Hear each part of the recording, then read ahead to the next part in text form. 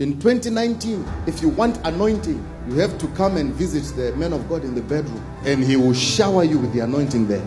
2019 anointing is sexually transmitted. Anointing of 2019. If you kiss the man of God, you have anointing.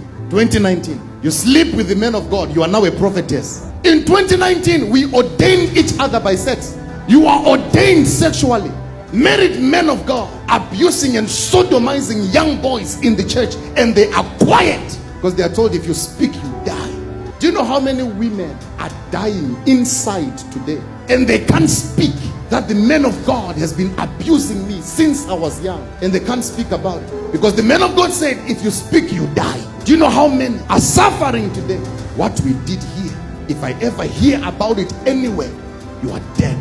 Where the women are supposed to be protected, that is where they are sodomized and abused. Where the women are supposed to find comfort, where the women are supposed to run to, that is the exact same place where immediately they arrive, the pastor sees a mistress. 2020, this nonsense will stop. So don't blame them, Pastor Mbat. When you hear that on Friday they were drinking in the nightclub, don't blame them. When you hear that they were drunk on a Saturday night, don't blame them. Because where they are supposed to be comforted, that's where they are being abused. So the only way they'll find comfort is when they take a bottle. Don't blame them. This whole year we've been talking about women being killed, women. Not even one man of God stood to address it at a big platform where the whole nation will know that the church is concerned.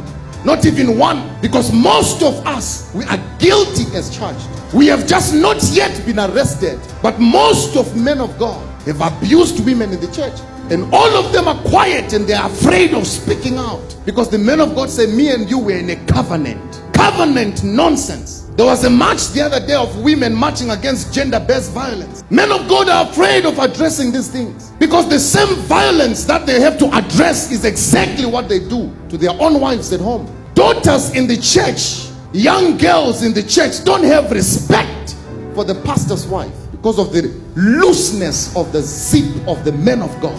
2020, this nonsense will stop.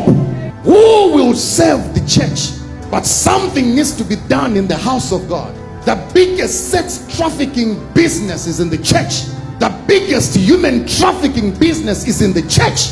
Young boys and young girls taken advantage of because they don't have anything in the church, and no one is talking about it. Everyone is quiet and everyone is behaving as if things are normal, yet you know that it's not normal.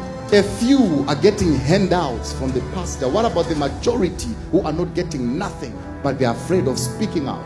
We prayed a prayer a few months ago, and we're praying against the killing and everything that is happening against women. If the church was strong enough and if the church was united, the church was going to come together and address that issue as a church. But because some of the perpetrators and some of the killers of women are the financiers of our churches, some of the abusers of women are the biggest partners, biggest sponsors in our churches. They are the ones who take care of the pastor. That is why we can't address it. Who will serve the church of Jesus Christ? Because the state of the church now, this is not what Jesus died for on the cross. This is not why he was crucified on that cross. He didn't go there